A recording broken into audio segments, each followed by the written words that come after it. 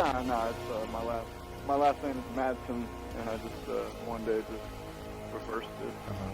Pretty, nothing too complicated or clever. But it's also, I read that it's a play on a Norwegian artist named Nosdam. Yeah, that's where I got the odd from.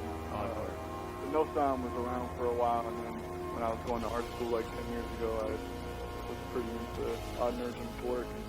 I just like the way his name looks when it's written, and one day I just took Odd and put it in front of Nosdam, and I was like, yeah, I can live with that. That's cool. You studied fine arts for a while in your hometown? Yeah. I got an associate degree in commercial design maybe like 12 years ago, and then I went to the Art Academy of Cincinnati for 2 years and studied like sculpture and drawing and photography, but ended up dropping out to pursue music. And that's when you moved to Oakland and joined up with Ethicon? Exactly, yeah. So you actually were the art director or are you still the art director? Not anymore. I stopped doing that like over a year ago. But yeah, for like 5 years, I was the official Ethicon art director and did everything from album designs to t-shirts, stickers, posters, ads, you name it, I did it. Cool. What do you think are some of the inspirations as far as your art goes? Because it's the characteristic style of your stuff and of Ethicon. I think just kind of, it's very much about expressing myself, and I grew up listening to, fascinated by hip-hop and spent many, many years just deep in hip-hop, and as I got like a little older, I got into indie rock and more lo-fi type of indie rock stuff, and then shoegaze and ambient stuff, and I've loved reggae my whole life pretty much. Hip-hop and reggae are pretty much, were always the same to me or something when I was young. And, I don't know, and there's definitely certain bands like Flying Saucer Attack or the band called Hood from Leeds in England that I'm just huge fan, such a huge fan of these guys.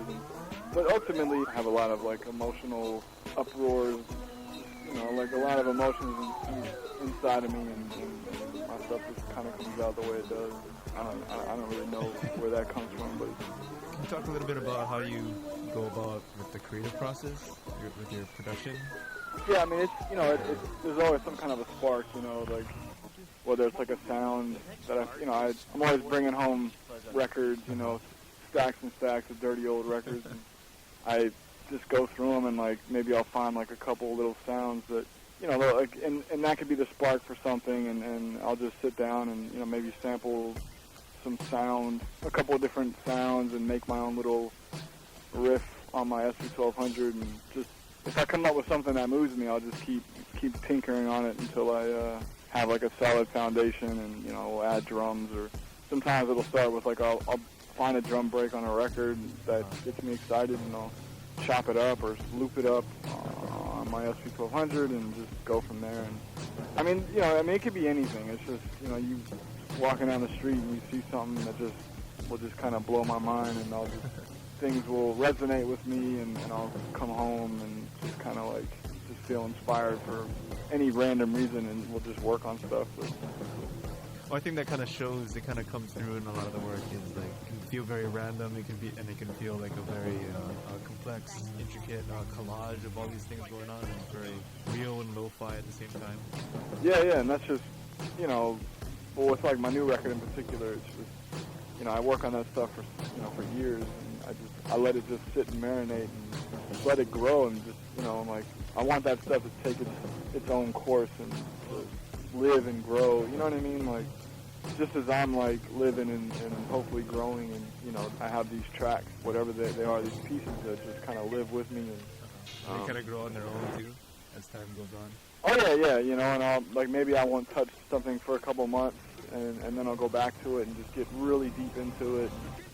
I just try to get really up inside of the stuff that I work on, like just really try to like understand like every nook and cranny of it, and but at the same time it's a very spontaneous kind of process where I just I'll do something that, like I'll have a track in the works for like a year maybe, and I'll just sit there and like toss a bunch of new stuff on top of it, and if it feels good, I'll just keep going with it. Won't really think about it too much. That's cool. So your new album, Level Live Wires, you worked on that for about 3 years, it says? Yeah, it's about 3 years in the making. And this kind of represents kind of the stuff you've been going through. Yeah, I mean, I make a lot of music, and I do a lot of pretty much every day I'm doing some kind of, whether it's a drawing or like taking photographs or working on music, but that music in particular that makes up Level Live Wires, like that, I would consider that like my more personal stuff that I kind of live with. And I tend to abuse that music, like when I'm feeling kind of emotionally, feeling sad or depressed, like I'll sort of beat on some of that music, and that's one of the reasons why the stuff will sound the way it does. And the earlier stuff on that record, like Freak Out 3 and the track called Burner, those are probably the oldest tracks, and those are probably the most aggressive, like emotionally aggressive tracks, I think, on there. And I think when those tracks came about, I was probably a little bit more emotionally unstable than I think I am today. And I was in a relationship with this girl that wasn't the best situation for me, and probably not for her either. And those tracks are very much like a result of that, and other, amongst other things. As far as your production goes, you said you use SP1200. I also read you use the Dr. Sample 202, SP202. Well, yeah, like the first Cloud Dead record and some of my very earliest stuff was done with like a Dr. Sample 202. I don't really use that anymore. It's so messed up. It doesn't really work too well, so it just kind of sits there. But my main piece of equipment is definitely the EMU system, SP1200.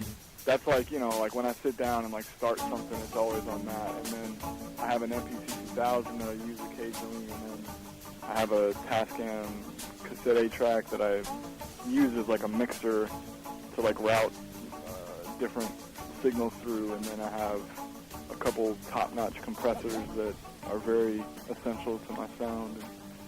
And then I use Pro Tools, so it's, I don't really like compose stuff on the SP the way like a lot of like beat makers probably do. Like I'll just kind of, like once I get a foundation, and it has a set tempo, then I'll just, I can just loop something up on the SP, and as long as it's at the right tempo and in the right key, I'll just like throw it on top of whatever I'm working on, as opposed to like building something inside the machine. Oh, I see. Which is more your standard kind of hip-hop style production. You're friends with Gel, right? Oh, yeah. Logan. He uses the SP1200 a lot, right? I think 10 Seconds was like all... Yeah. Yeah, he's the fucking master of that. So he's my hero when it comes to that. He's the reason why I got my SP in the first place. It's funny, like when I've had mine for about 4 years now, and when I got mine, he kind of stopped using his and got an MPC 2000.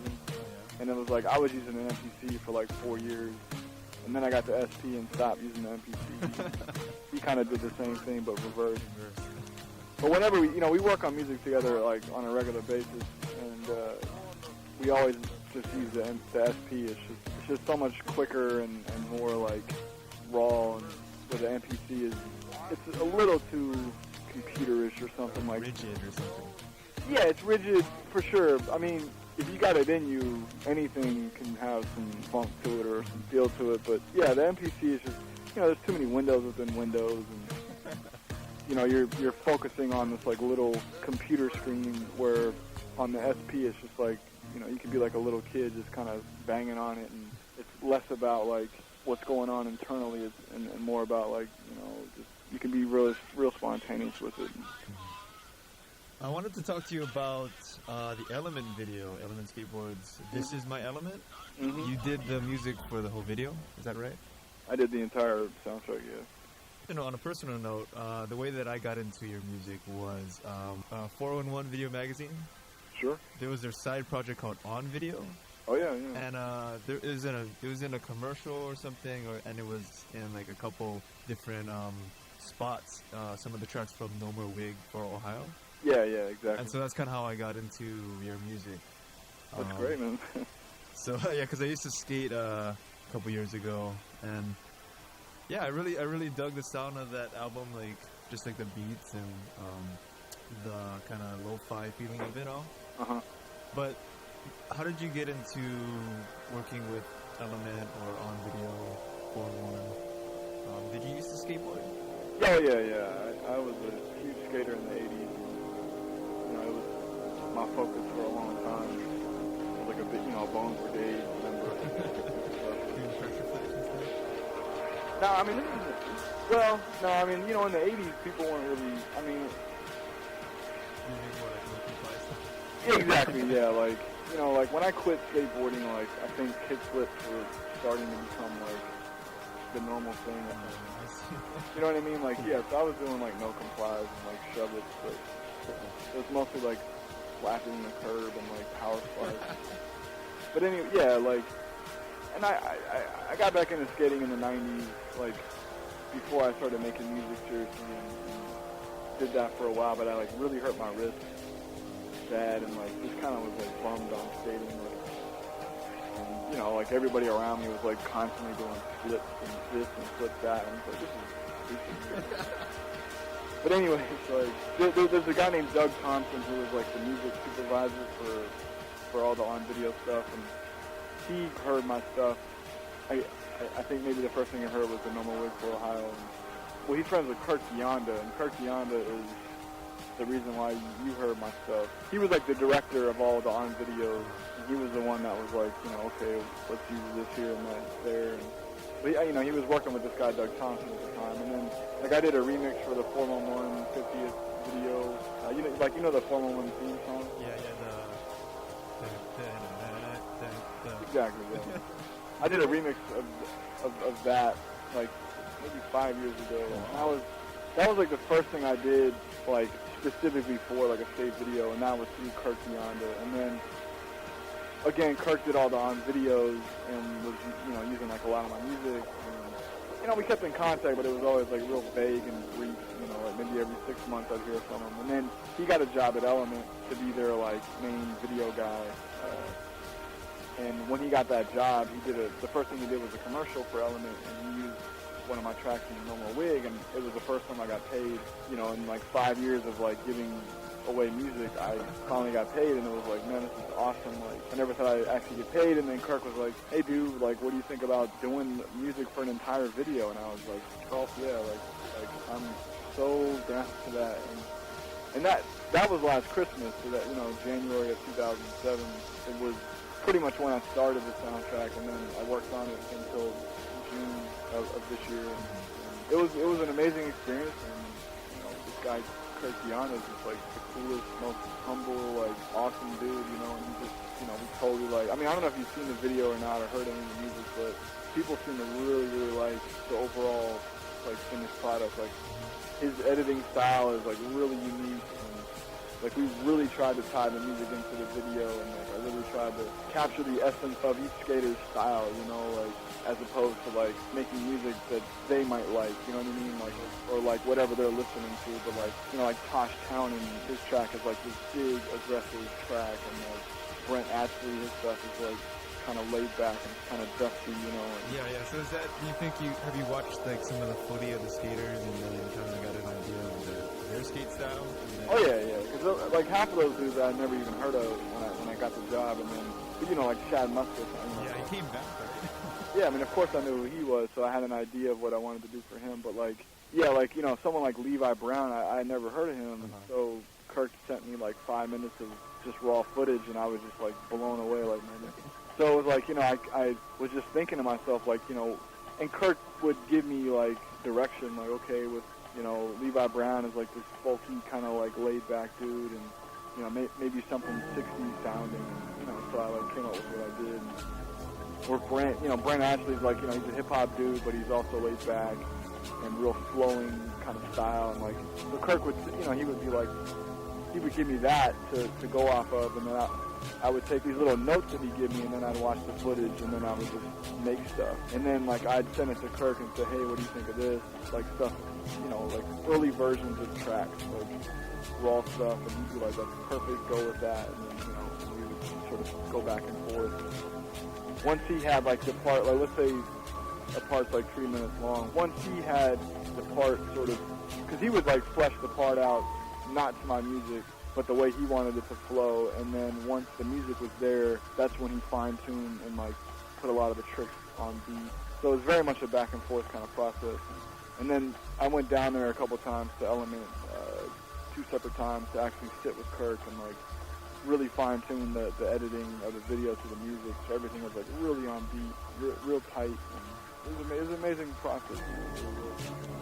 That's great. I haven't seen the full video, but I'm trying to go and get that up. I saw a couple clips on YouTube and I heard some of the tracks. It sounds good. The soundtrack is going to come out like real soon, like hopefully sometime in October. Okay, so they're going to actually release yeah, for sure. Like I did a graphic. We're doing a limited edition skateboard. Oh yeah.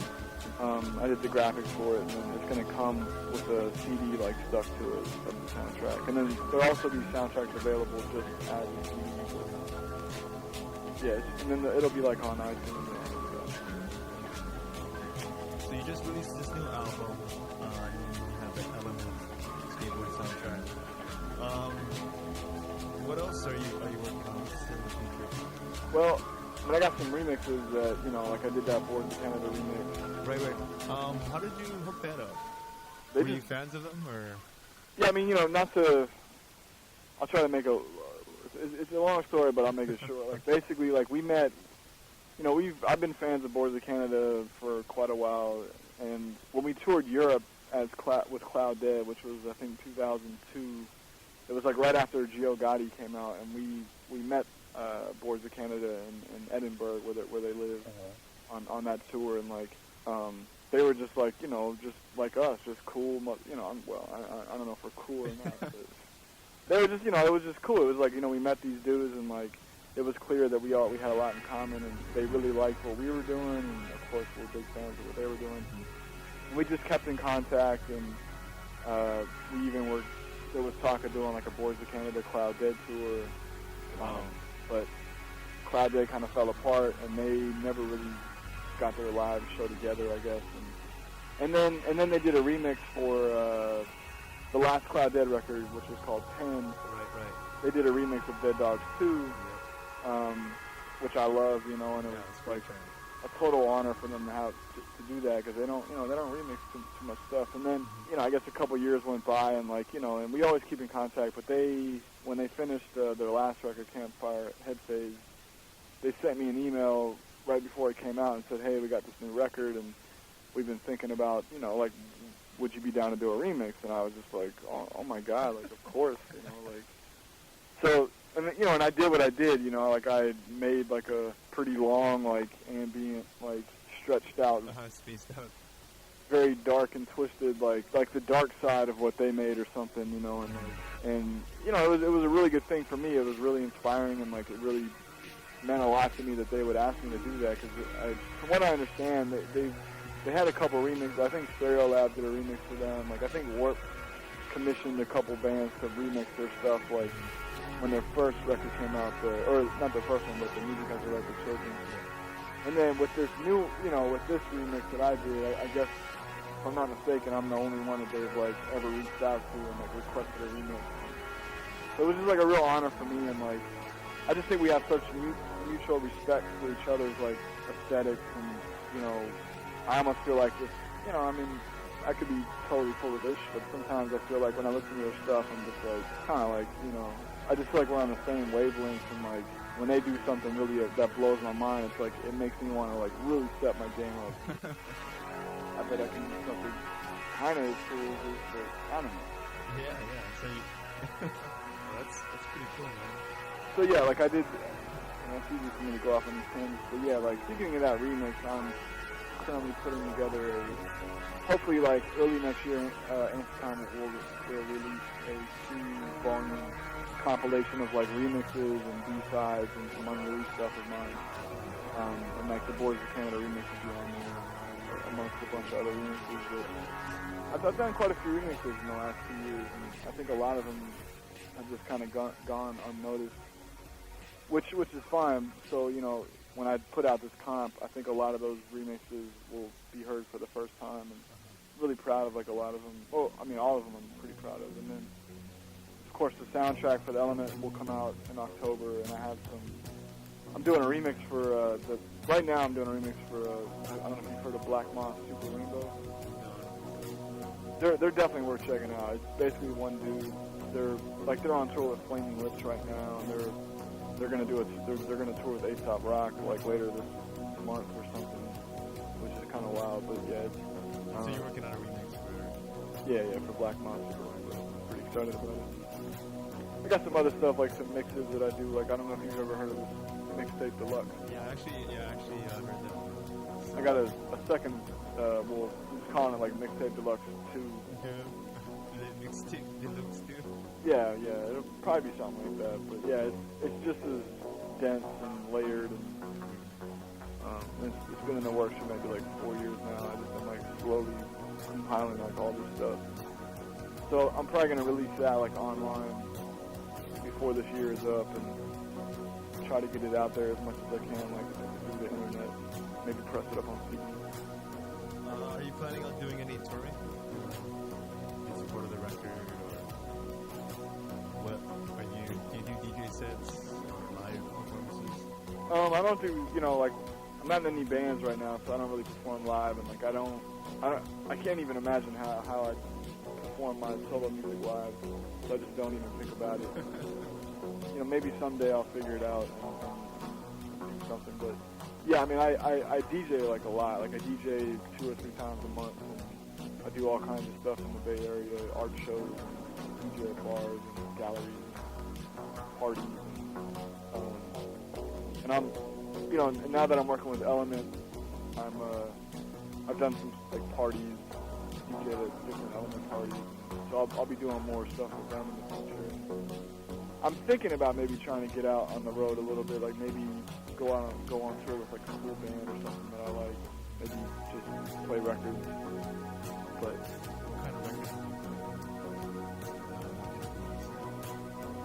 I mean, it's such a hard question to answer. I mean, it's all over the place, man. Like like I only play records. I don't do gelato or anything, that kind of stuff. And it's like I show up with a crate, and like within that crate, there's records from 1950 to 2007, and it's just, I'm really into playing like very distinct, unique instrumental music, like a lot of stuff from like the late 50s and early 60s, like Link Ray and Dwayne Eddy, Pierre Henry, like just quirky stuff that like really stands out. I play like a lot of 60s pop, a lot of British kind of invasion stuff, like The Creation, 265 and the Trog. The kind of stuff that's upbeat, but maybe you're not familiar with it, but it's the kind of stuff that's like instantly catchy. And I play like a lot of 70s, like play some funk stuff, like play like a lot of 90s like indie rock stuff. I just try to play stuff that isn't normally played, at least what I think isn't normally played, but stuff that's like upbeat and like just catchy as hell, the kind of stuff that gets people feeling good. So yeah, and I'll play like a lot of like current stuff too, like I don't know. Do you so it's more upbeat then, upbeat vibe, party vibe? Yeah, just something to make you feel good, but not like I'm not gonna be playing like some techno-y stuff or like some 80s like stuff that's like gonna get people like just dancing all over the place. Like that's just not my style. Like it's more like some childish, but upbeat enough that you can move to it. Like. So yeah, I mean it could be some party-ish, but it's more like this is great music and I feel really good. I'm gonna get another drink. Yeah, that's cool, man. But I often when I'm DJing, I'll get some schmuck will come up and be like, "You got some stuff I can dance to?" And I'm just like, like I'm sorry, but every other club in the city tonight will have something you can dance to. Yeah. I'm the one dude that's gonna play some like 60s like some Pierre Henry to get you like open, but if you can't move to it, there's something wrong with you. Some people just don't understand that. I play like a lot of dub too. Like I love, especially if I'm in a venue with a really good sound system. I'll play like a lot of like Lee Perry stuff and Augustus Pablo, like stuff that's just not like super upbeat, but just stuff that's just slamming. like huge bass. Yeah, huge bass. So I'm way into that stuff too. I play like a lot of hip hop too. Like I got a lot of good hip hop on wax that I'll like late 80s stuff, early 90s. Cool.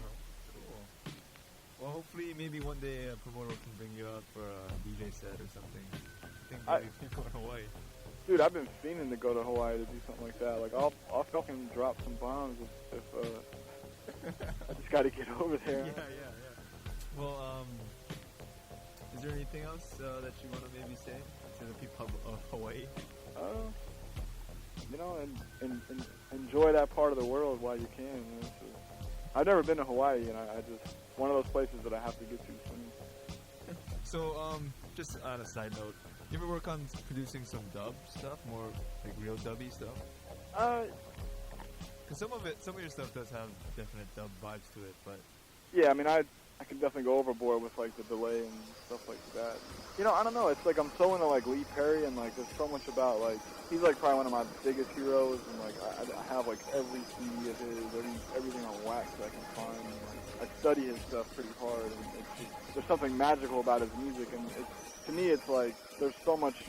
I don't know, like when I think of dub, I don't just think of like huge bass and like like that that very specific reggae rhythm. There's so much more to it, and in a lot of ways I feel like my music is probably more dub than it is like, people will always want to throw in hip hop and some kind of hip hop, and it's like, but you rarely hear people call it any kind of dub, and it's like I think if you really listen to my stuff and if you really understand, I mean, I'm no dub expert, but I've been listening to dub and reggae for 20 years now, and I'm like pretty deep into it, have a lot of stuff, and like I just feel like I understand like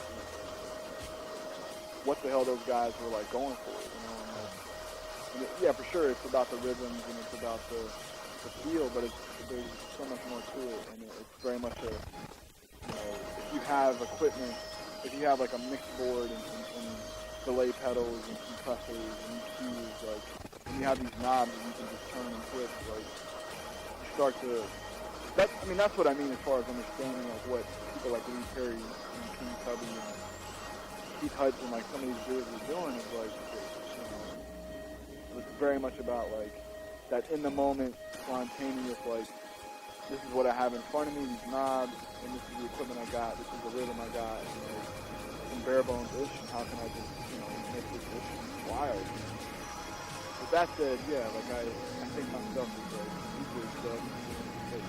I've never actually like sat down and like tried to make like something with like a very obvious like reggae rhythm, heavy bass line. It would just, to me, it would just seem like contrived or something, or forced. Like it's not something like I'd rather just like how I've been influenced by dub.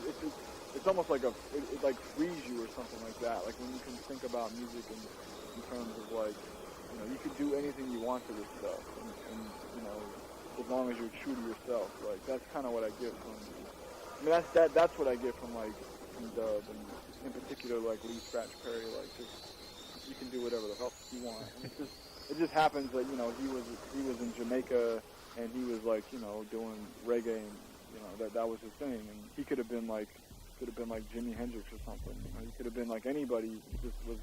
That's where he was. And does that make sense? What I'm saying? Yeah. Dub is like the producer's music. It's the music that the producer can do whatever the hell he wants to it, and like put things here, like add this here, and it's not really about the actual sounds, but it's more about the collage, the way that it comes together. Sure, yeah, and that's I think on first listen, like when you're first kind of exposed to like dub or reggae, it's like a lot of it kind of sounds the same, and like you don't really know what's going on, but like when you really get inside of it, or when you hear like that's the cool thing about like reggae in general, is like there's like you can find like 10 different versions of the same song, and Lee Perry was like, and that's one of the things that's so cool about him, was that dude reused stuff like it was nobody's business, and like it helps me to understand like what he's actually doing when I hear like I'm trying to think of a track in particular, like there's certain tracks of his that he's reused so many times. When you hear the different versions of them, it's mind blowing. Like he's taking the exact same thing, but he's just like however he was feeling in that moment, on that day, like, the results, you know, are just like, it blows my mind. Like, Puts like a completely different twist on the same rhythm. yeah, and he'll hit that delay or that phaser at just the right time, and he'll just like blow like a certain sound out, and it'll just be incredible. Like, I don't know if you've heard like much of his stuff, but like, there's one record in particular called Revolution Dub, and you can't really find like a good version of it. It's like it's always like some crappy bootleg and like it's some generic artwork, but there's a couple tracks on that record that he's just like just destroying Trish, and like you won't hear, like, I've never heard dub like that, like Revolution Dub, and there's I mean, he's done a lot of this shit's like mind blowing, but like that record as a whole, he's really destroying these tracks. And there's tracks on there that I've heard, like I've sought out like the straight regular song with like the vocalist, and like it's amazing to compare the two, like the straight song and then compare it to like his dub version, which is like, oh, nuts. I mean, dude, anything from Lee Perry, from like, I mean anything he touched was pretty amazing, but like he had his peak in like from like 76 to like 78. So like anything in that period, there's just so much gold, man. Like just brilliant stuff. Things like Return of the Super 8 and Super 8, Roasted Collard and Cornbread, Revolution Dub. There's a lot of good compilations where you can find like, you know, you gotta like sift through the crap, but there's just mind-blowing stuff. I mean, I can go on and on about him. So yeah, I see you're definitely inspired by him and a lot of your production styles. But I think like the way that my appreciation for that kind of music and for like, I guess what I call abstract hip hop and like your music and going to Canada and Apex Twin is like, it's like one or two people like producing and like adding all these little intricate nuances into the track. Like you hear, you can get deep into the track, you know. Yeah, totally. It's like not just a surface thing. It's like there's a lot going on, and you can listen to it multiple times and pick out different parts. And I'm really interested in production. So I'm really glad that I got to interview you and talk about dub music and Scratch Perry.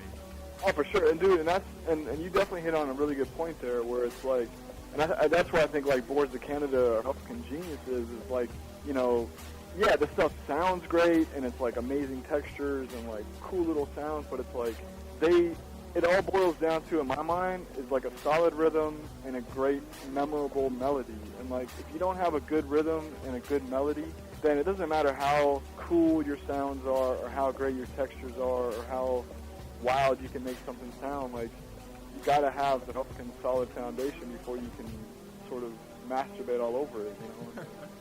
And not that I think what I do or Boards does is masturbation, but that's always my goal, is like solid rhythm, solid melody. You know, tempo is another issue. I prefer slow stuff sometimes, fast, whatever. But and that's the thing with Lee Perry, that I think it's like, you know, he had the ear for like, I mean, he knew that like, you know, I can get crazy on this stuff, but it's in the end, it's about solid rhythm and solid melody. I mean, to me, those are the essential ingredients to any kind of like lasting music, you know. Definitely, you can dress up a track in any way you want, but it's gotta have that essence or that soul, and yeah, you build on that. Because in the end, that's what's ultimately gonna like draw you in. Is like, is it a good rhythm and a good melody? Like, if it is, it's probably gonna suck you in. And then, if you have that foundation and you start throwing in all kinds of tiny little details, which is what I like to do. Like, I like to think that I got some solid rhythms and melodies, and then I like to get so deep inside of it, because if it's moving me enough to make me want to keep returning to it, like I'll sit there and I'll just put all kinds of shit in there and take all kinds of shit out, and just hopefully it'll be the kind of thing that you'll want to listen to 100 times. You know, I mean, I've listened to that stuff 1,000 times, you know, because it's like I'm working on this stuff for years. That's what I hope. I hope that I'm making something that will draw you in and like make you want to hear every little detail. I don't know. Like, I don't know if I'm very successful at it, but that's like what Boards does, and to me, that's just the ultimate ish. Like, that's what Lee Perry does. Like, so that's what you strive for. I think definitely you hit on it. I just want to. I mean, like, what I really strive for is just keeping myself interested, and like, I have a short attention span, and like, you know, I don't like to sit there and like program all kinds of crazy drum patterns and like I just want to be really spontaneous and like, here's a dope beat, throw it down. Here's a great melody, throw it down, and just, okay, now I got this foundation. How do I keep myself interested to want to keep listening to it and working on it?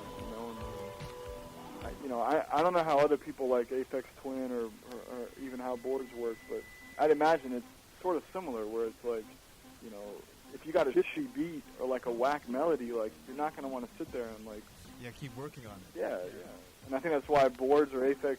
I mean, I'm a huge Aphex Twin fan. Like with his stuff, it's like, dude, that dude is a master at melody, and his rhythms are like unreal. And it's like you combine those two with like his textures and his quirky like sense of humor and like his dark side. Like it just blows my mind. Like how does one dude come up with this stuff? So, I don't know. My mind too. Okay. Sorry, I can go on and on. No. I'm glad. It's cool to pick your brain about all these kind of things and stuff that I'm interested in too. See where you're coming from and think about just like the different musical styles and attitudes towards making music. Yeah. No, for sure, man. And yeah, I'm just glad that people are open to what I'm doing, and like this new record, it seems like people are paying attention to for the right reasons. Like there's still people that are like, it's frustrating when people label it as hip hop or like say that I'm not doing what I used to, and it's like, it's nice to know that there are people out there that do get what I'm going for and will listen, and like unfortunately I'm influenced by so much stuff, and because of that, I mean, that's what happens. Like my music just ends up being like this big fucking collage of all these different kinds of music that I'm so into, and all these people that I'm just so blown away by. And, like, it's not up to me to like school you on all these different styles of music, so you can sort of get into maybe what I'm, to get into my head and what I'm doing. But it's nice to think that people will listen. Yeah, definitely. Okay, well, thanks a lot for taking the time to do this interview. For sure, man. I enjoyed it. Okay. And if I ever make it to Hawaii, man, I hope to shake your hand. Yeah, definitely, man. Awesome. Cool. Thanks, dude. Take care. You too.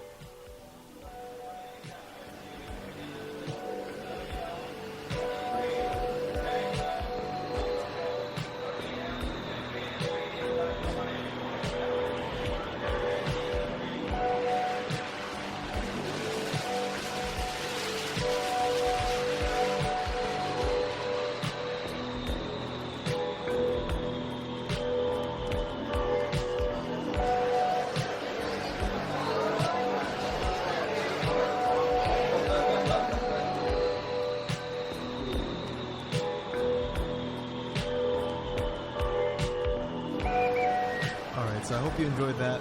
That was my interview with Nosdam.